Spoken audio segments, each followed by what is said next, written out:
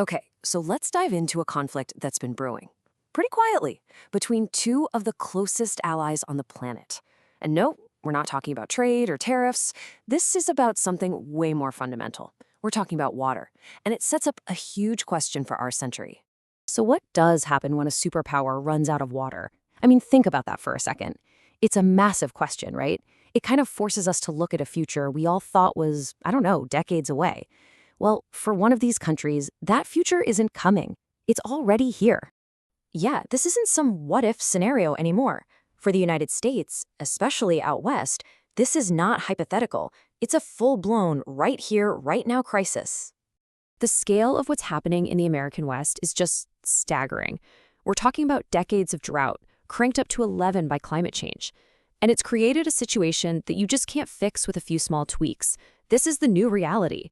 And the impacts? They're very real. And honestly, they're devastating. Lake Mead, which is a lifeline for millions of people, is at historically low levels. The Colorado River, this mighty river, often just dries up before it can even make it to the ocean. You know, this isn't just an environmental story. It's a huge economic one, too. You've got states rationing water and farmers literally having to walk away from their land. So with this massive crisis building, Washington started scrambling for solutions. And for some folks in power, the answer seemed, well, kind of obvious. Just look north, right across the border, to a country that has one of the biggest freshwater reserves on the entire planet. And this quote from Donald Trump, it just perfectly nails that perspective. The whole idea is that Canada is sitting on this abundance of water, millions of gallons from snowcaps and rivers that could just be redirected south. It paints this picture of Canada holding this almost a limitless, untapped resource. Now, what's really important here is how this request is framed. It's not like they're asking for a handout. From the American point of view, it's a matter of pure survival, a necessary step for an essential partner in a really dire spot. The logic is pretty straightforward. We're allies, you have what we desperately need, so let's just make a deal. But up in Ottawa, the response was, let's just say, the complete opposite. It was immediate, it was unambiguous, and it was incredibly firm. Canada basically drew a hard line in the sand, sending a very clear signal that this was not up for negotiation. And this line from Mark Carney, who is the former governor of both the Bank of Canada and the Bank of England, well, it pretty much became the final word on Canada's position. It's just so direct. There's no wiggle room for interpretation here. This wasn't some negotiation tactic, it was a flat-out declaration of principle. Now, to really get why that rejection was so fierce, you have to look past the simple idea of pipelines and canals. For Canada, this whole issue cuts right to the heart of national sovereignty, of controlling a resource that is going to define the next 100 years. And that right there brings us to the core of this whole dispute. You've got this fundamental clash of perspectives. What one country sees as a totally logical partnership, the other sees as a genuine existential threat. I mean, the divide is just stark. The U.S. frames it as a survival issue, a simple engineering fix to tap into a resource that's just sitting there. But Canada, they see a direct threat to their sovereignty. They see it as an attempt to export America's consumption problem north of the border. And they see a plan that would cause ecological damage you could never undo. They're not even speaking the same language on this. And here's the practical fear behind Canada's position.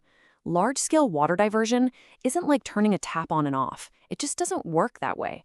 Once you move massive amounts of water out of its natural watershed, it's gone. Lakes don't just refill on command, and these incredibly complex ecosystems that collapse, well, they don't magically bounce back based on some 5-year political plan. The damage would be permanent. So this isn't just an environmental argument for them, it's a strategic one. You see, in the 21st century, freshwater is basically becoming what oil was in the 20th, the world's most critical strategic resource. And Canada is playing the long game here, positioning itself to protect its unbelievable advantage. 20%. Just let that sink in. That's Canada's share of the entire planet's fresh surface water. This one number explains absolutely everything about why they're so protective. Canada isn't just a country with a lot of lakes, it's a global water superpower, and trust me, they know it. For Canada, the real danger is what you'd call a slippery slope. See, what starts today as a friendly request from an ally in a crisis, well, that can very quickly turn into a regular expectation. And that expectation, it can morph into a feeling of entitlement. And before you know it, water stops being a protected public trust and becomes just another global commodity, something to be priced and traded just like oil.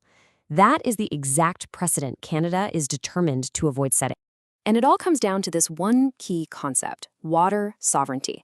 This is the absolute bedrock of Canada's position. It's this fundamental belief that a nation must have the ultimate say over its most essential, life-giving resource. To give that up is to basically give up control over your own future. And make no mistake, this conflict isn't going away. Not at all.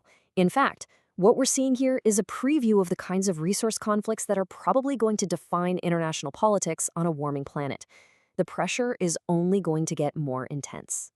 Think about it. As climate change makes droughts worse, and as the global population keeps growing, the demand for water is just going to skyrocket. And this creates a really fascinating geopolitical dynamic. Sure, the US has immense military and economic power, but in this specific arena, Canada holds a completely different kind of leverage. It's the long-term stability that comes from controlling the world's most vital resource.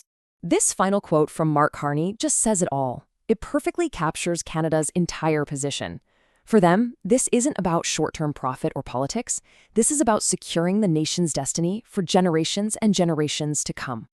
And that leaves us with this final, kind of chilling question. Right now, this is a diplomatic discussion, a proposal between two old friends.